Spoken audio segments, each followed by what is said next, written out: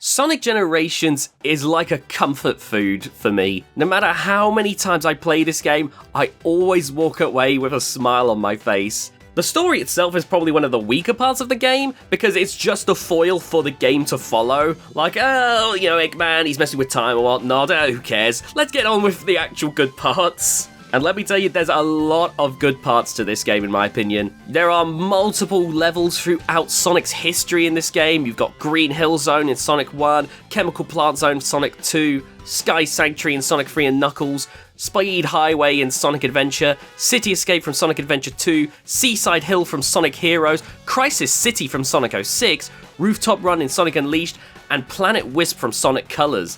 Not to mention that, there's also the boss stages such as the Death Egg Robot from Sonic 2, Metal Sonic from Sonic CD, Perfect Chaos from Sonic Adventure, Shadow the Hedgehog from Sonic Adventure 2, Silver the Hedgehog from Sonic 06, and the Egg Dragoon from Sonic Unleashed. Oh yeah, I forgot to mention as well, on top of all of these amazing levels, there's of course these little side missions which they have you play, and you don't have to play all of them, and honestly your mileage may vary on how much you enjoy some of them. Some of them are really quite fun, and others are really a tedious trek, but because they're all largely optional, you do have to play like a few, but you get to pick which ones. And of course, if you do enjoy the game, then it gives you even more to play. One other bonus thing though, only on the console versions if memory serves correct, it's on the 360, I don't remember if it's on the PS3 version, but it's definitely not on the PC version, was a fully playable version of Sonic 1. And unfortunately, it seems that at some point I started my Xbox 360 save over again, so I don't even have the Mega Drive version unlocked. But yeah, that was a nice little bonus given it was an anniversary game, and it's strange to see them take it out.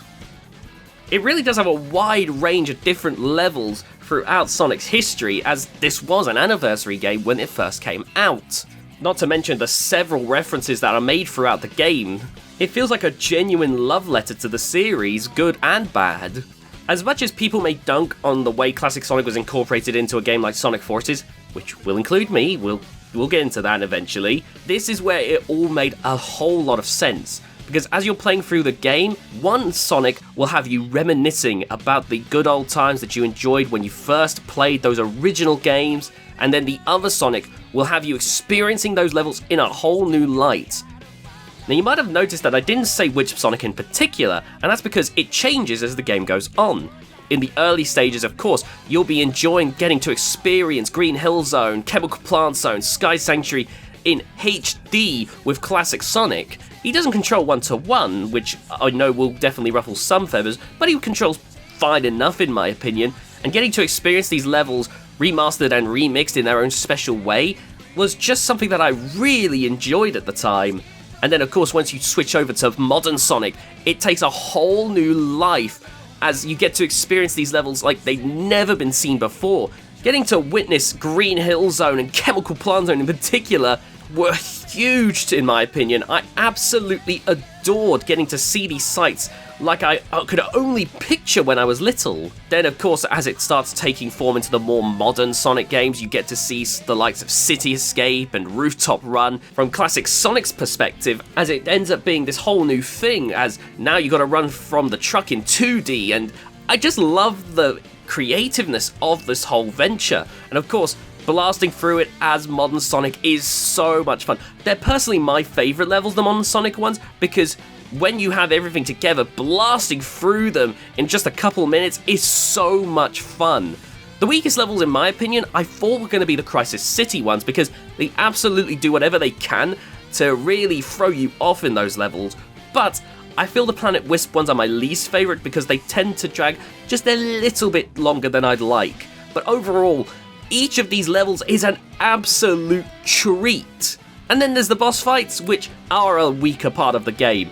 Not terrible, as oftentimes the spectacle of seeing the Death Egg Robot, or Perfect Chaos, or the Egg Dragoon make up for it in certain ways, but oftentimes these bosses are way too easy. I feel like the hard mode that you unlock after beating the boss should have been the default personally. Though that might also be because I've beaten the game so many times, like, it probably stands to reason why I would be just destroying the game. The Time Eater part is definitely the weakest boss fight of all. It drags on for just too long, and it's just not that fun. That's definitely a weak ending to an otherwise exceptional game, because even in its weaker moments, this game can be a lot of fun. In fact, while getting footage from this game, I remember thinking, oh great, I've got to get footage from the Casino Night Zone pinball stage, don't I? That's so lame, I never enjoy this part.